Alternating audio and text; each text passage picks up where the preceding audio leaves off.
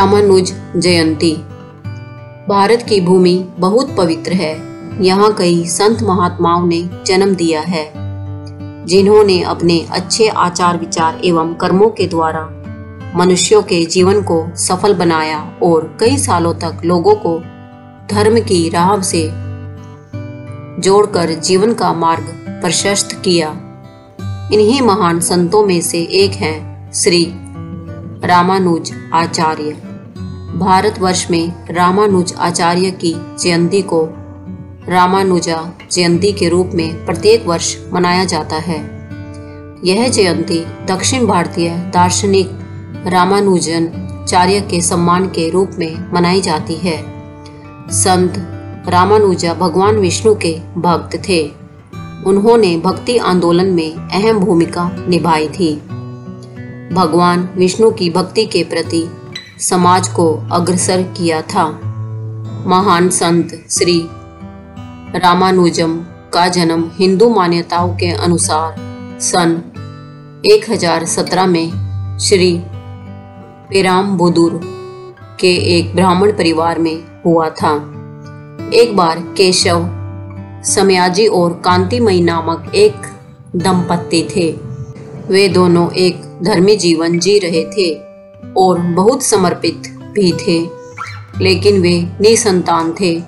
एक बार थिरुचैची नाम्बी नाम के एक महान ऋषि ने युगल के घर का दौरा किया और उन्हें एक यज्ञ करने और तिरुवल्ली केनी के भगवान पार्थ सारथी को प्रार्थना करने का सुझाव दिया। इससे उनके पुत्र होने की इच्छा पूरी होगी।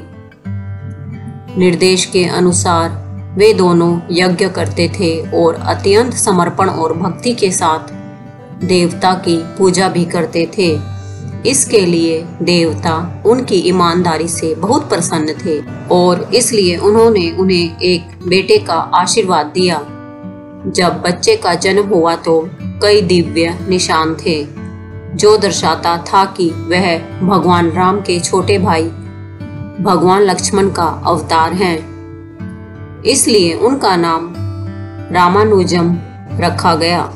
जब उनकी अवस्था बहुत छोटी थी तभी उनके पिता का देहावसान हो गया। बचपन में उन्होंने कांची में यादव प्रकाश गुरु से वेदों की शिक्षा ली। आमतौर पर रामानुज आचार्य जयंती चैत्र के महीने में पड़ती है और यह आमतौर पर तिरुवथिरई नक्षत्र पर पड़ती है।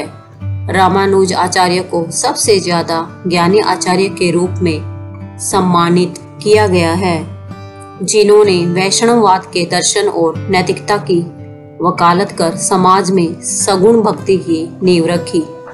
रामानुज जयंती, जिसे श्री रामानुज आचार्य जयंती के रूप में भी जाना जाता है, दक्षिण भारतीय दार्शनिक रामानुज आचार्य को श्रद्धांजलि देने के लिए मनाया जाता है। रामानुज आचार्य एक भारतीय धर्म शास्त्री थे और हिंदू धर्म के भीतर श्री वैष्णववाद परंपरा के सबसे प्रमुख प्रतिनिधियों में से एक थे।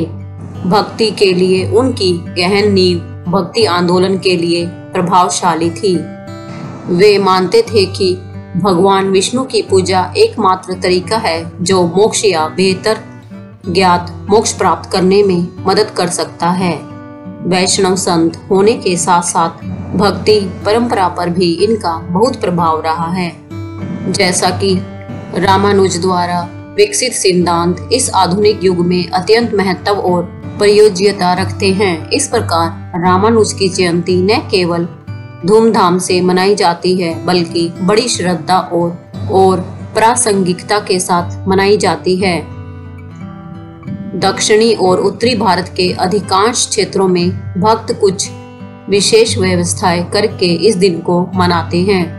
कार्यक्रम आयोजित किए जाते हैं जहां रामानुज की शिक्षाओं और दर्शन पर चर्चा की जाती है। भक्त उत्सव मूर्ति या मूर्ति को पवित्र और पवित्र स्थान भी कराते हैं। लगभग सभी मंदिरों में विभिन्न उपनिषदों का पूरी श्रद्धा के साथ पाठ किया जाता है। कई वैष्णव मठों में रामानुज जयंती का उत्सव बड़े उत्साह और उत्साह के साथ किया जाता है। भक्त रामानुज जयंती का व्रत भी रखते हैं, भगवान विष्णु को प्रार्थना करते हैं और ब्राह्मणों को प्रसाद देते हैं।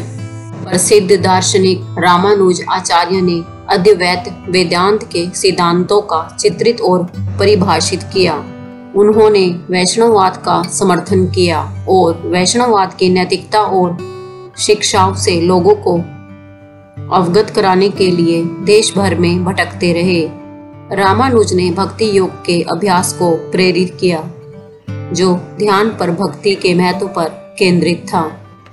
भक्ति योग उर्फ भक्ति मार्ग एक व्यक्तिगत ईश्वर के प्रति समर्पण पर केंद्रित हिंदू धर्म के भीतर एक आध्यात्मिक अभ्यास है। रामानुज आचार्य के कई प्रसिद्ध लेखन और उपदेश हैं। रामानुज की 9 सबसे प्रसिद्ध कृतियों को नवरत्नों में जाना जाता है। वह कई हिंदुओं द्वारा व्यापक रूप से सम्मानित है, खासकर दक्षिण भारत में। वैष्णव संत होने के साथ साथ भक्ति परंपरा पर भी इनका बहुत बड़ा प्रभाव रहा है।